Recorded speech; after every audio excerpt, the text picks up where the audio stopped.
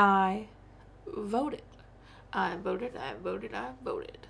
I voted, I voted, I voted. All right.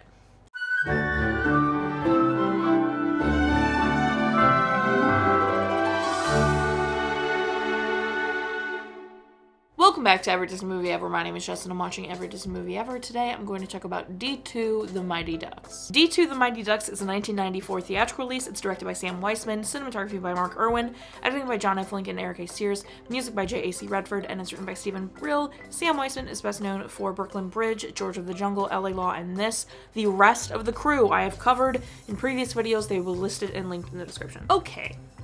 This film stars 19 people, okay? I went and did my due diligence because they all have such equal roles. I don't know if I have a picture of each one of these people. Also, I'm not going to list the people that were covered in the last video. So the original Ducks, Gordon, all of them, they're listed and linked in the description, but I'm not going to say them because I'm not going to say 19 people, okay? So 9 of the people I have already covered. They're listed and linked in the description, and these guys will be listed in the description as well, but obviously they won't be linked because I'm covering them right now. So the film also stars Catherine Erb, Jan Rubes, Karsten Norgard, Garrett Ratliff Henson, Colombe Jacobson Durstein, Aaron Lohr, Tyle O'Neill, Kenan Thompson, Mike Vitar, and Justin Wong. Catherine Erb plays Michelle and is best known for Law & Order: Criminal Intent, Stir of Echoes, What About Bob, and This. Jan Rubes plays Jan and is best known for Witness, The X-Files, The Amateur, and This. Karsten Norgard plays Wolf and is best known for The Man in the High Castle, The Three Musketeers, Alien vs. Predator, and This.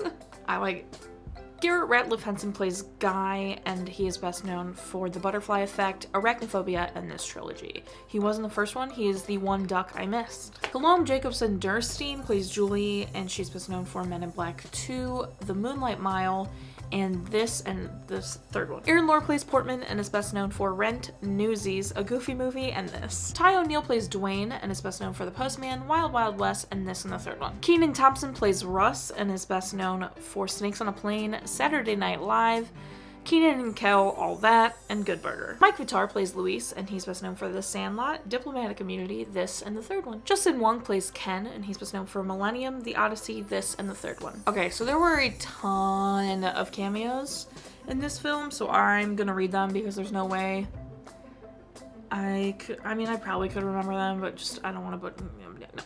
So, Christy Yamaguchi, Greg Louganis,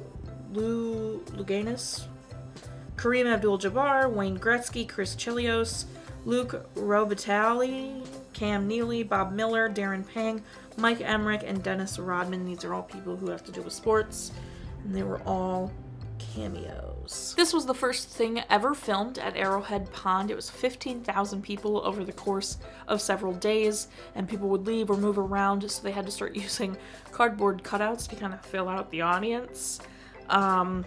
It has a 21% on Rotten Tomatoes. It made $45.6 million. And the consensus was pretty much, this movie is so bad it makes the first one look like great works. So apparently Jan is Hans's brother who runs the shop with him, although we never saw Jan in the first movie, so apparently, I'm assuming, they just couldn't get the guy who plays Hans to come back. Maybe he passed away. Maybe he just didn't want to come back. So now, mysteriously, Hans has a brother named Jan, and Hans is visiting the homeland and buying things. And it's just Jan now, instead. Whatever. Fine. I don't care. That's not my biggest problem with this movie. Postman and Fulton are in love. You can pry it from my cold dead hands. I adore them. I think it's the cutest thing in the entire world that they're both like the rough, tough guys and they fall in love and are the cutest couple in the entire universe. You can be all but hurt that I like them. Oh well. Okay? Oh well. Now, here's my thing about this movie. I'm not crazy about it. We all know I didn't hate the first one, but I wasn't over the moon about it. I'm pretty sure it got a pretty average score. It was fine. I was a little thrown off by Emilio Estevez not being up to what I'm used to him in performance-wise, but otherwise the film was pretty, okay. You know, it was pretty average.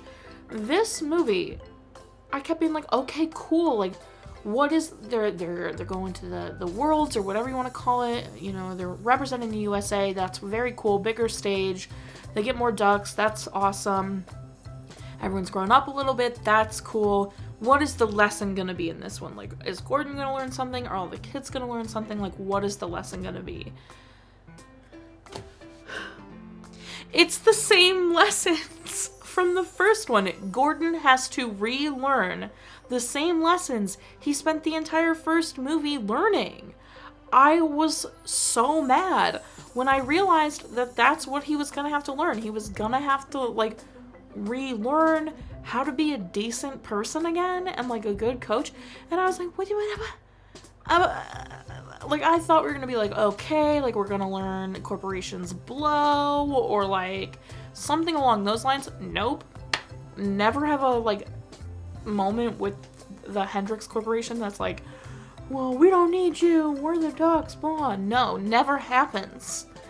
It is literally Gordon becomes some corporate guy again, similar to how he's a lawyer in the first one, and then has to be, like, humbled by somebody, and him being like, oh, wow. And then he has a whole freaking skating montage after his injury where he reconnects with himself when skating, and then comes back and is able to, like, bring the kids all together again. Like, it was the same movie, just on a bigger stage, and I was genuinely upset. Like, I was watching it like, why did they make this? Like, it is the same movie.